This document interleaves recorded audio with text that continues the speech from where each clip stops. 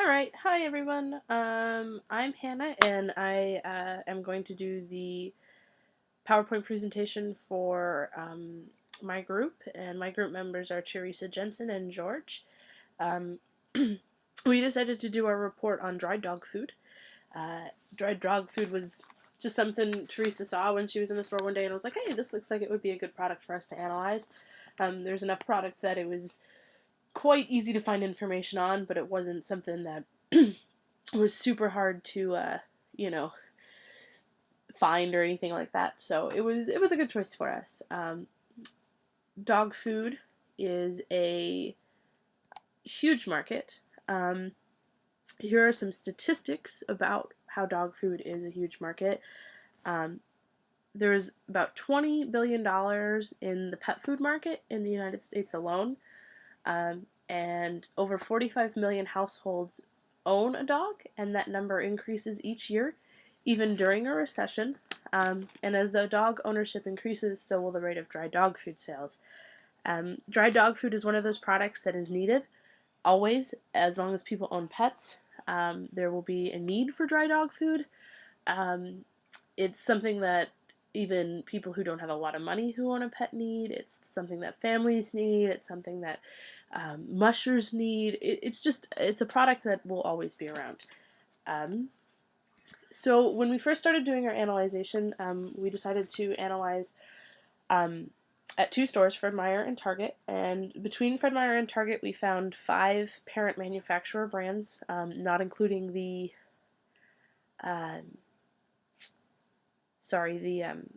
store brands. And those parent manufacturers are listed in the left-hand column over there. They each broke down into brands. So, for example, Purina is owned and manufactured by Nestle Pet Care, but Beneful is also owned by Nestle Pet Care. Within those brands, there were sub-brands. So Purina 1 versus Purina. Purina Total Care Nutrition versus Purina. So there were multiple categories within the different brands. In addition to multiple categories, there are multiple flavors, styles of food, formulas for either senior dogs or puppies, and so on and so forth. This is just a breakdown of the market shares of the individual parent manufacturers. So Nestle Pet Care owns 33.63% of the market in dog food. They are the leader in dog food right now. Mars follows second. Del Monte, Colgate, and Procter & Gamble go next, and then of course other, which includes like Fred Meyer and Target brand. When we did our first analysis of the product, we also looked at imagery of the product that was available and how it was marketed. It seemed pretty consistent between Target and Fred Meyer that bigger bags of dog food were on the bottom shelves and laid flat, and then smaller bags were stood upright. The imagery between the sizes of bags was the same. So, for example, if there was a 45-pound bag of dog food available, it looked exactly the same without the size requirements as the 10-pound bag of dog food. Each brand had their own unique aspects, different dogs, different logos, different fonts, and so on and so forth. But consistently, every single brand and parent manufacturer chose to go with a solid color of bag, so red or yellow, and then a different color band where the type of dog food would be highlighted, and then of course their logo, usually to the left or the right of the type of dog food. And you can see that illustrated in the Pedigree dog food and again in the Purina 1 Smart Blend dog food. Next, we looked at the distribution of dry dog food, and all of the major parent companies use the indirect channels of distribution. And so what that means is that Nestle Pet Care manufactures Purina and then sells large quantities of bagged dry dog food to the wholesalers. Wholesalers then either sell to the consumer, such as Costco, or sell the inventory to a retailer who then sells it to the consumer.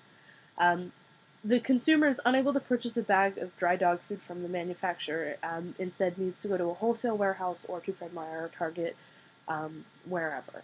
So that's how they distribute the dog food. We also looked at the top purchasers of dry dog food, and for the most part, women ages 25 to 54 purchased dry dog food, and they represented pretty much everyone who bought dry dog food. College education did not seem to factor in to the findings. The ages seemed pretty consistent. Men did not buy as much dog food. When we discussed this, we kind of considered that it was women do most of the shopping for the household.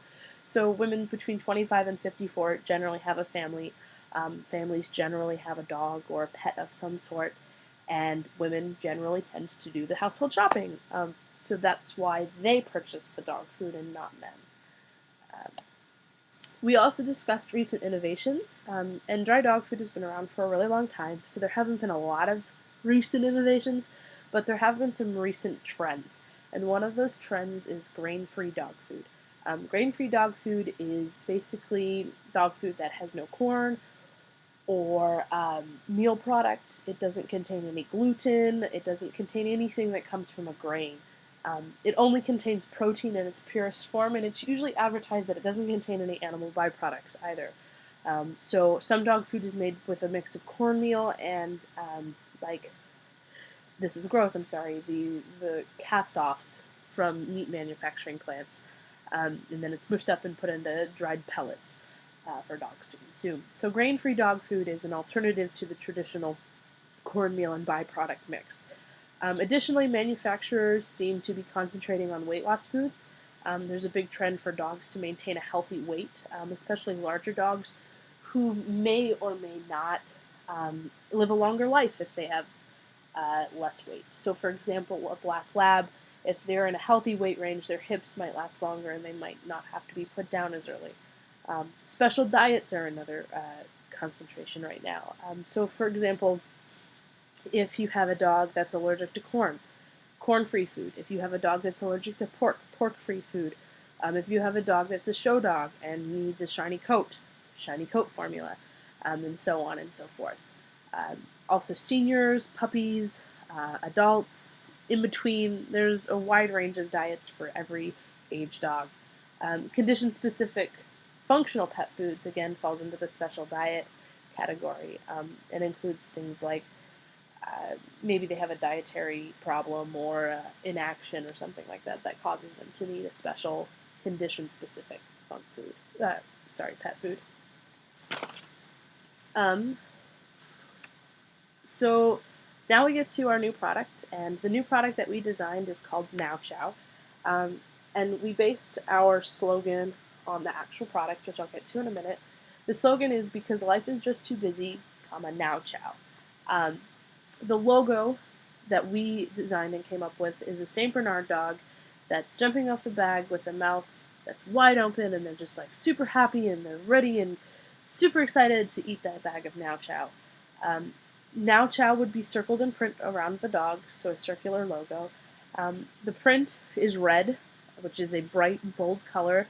It's eye-catching. Also, I believe it's a male-dominated color, so it attracts the attention of males who may or may not decide to wander down the dog food aisle and pick up dog food.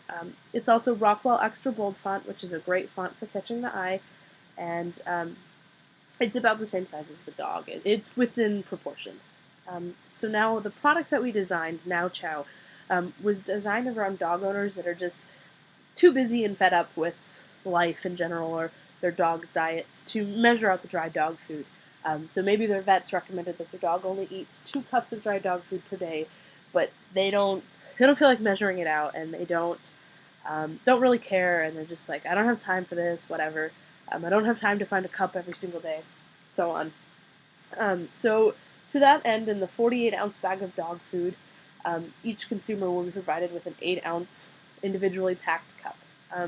That way, the consumer doesn't have to go buy a special cup. They don't have to put the cup in the bag when they open it. It's already in the bag and ready to go. The consumer can then easily measure out the food for the dog, helps them control the dog's weight, the dietary restrictions that the vet may or may not have recommended. Additionally, the bag of dry dog food has 15% of total sales donated to animal shelters nationwide. So one of the things we noticed that, say, Purina was doing was that they would highlight a shelter on their bag of dog food and say that for every 10 bags of dog food purchased, we will donate 1 bag to this shelter or something. And we decided that as a way to capture people who cared about animals, maybe, or people who had one animal but got it from a shelter or were keen on helping out shelters, and instead of donating dog food, we would donate 15% of the total sales. So if the if the bag of dog food sells for $15, 15% of that $15 would go towards an animal shelter.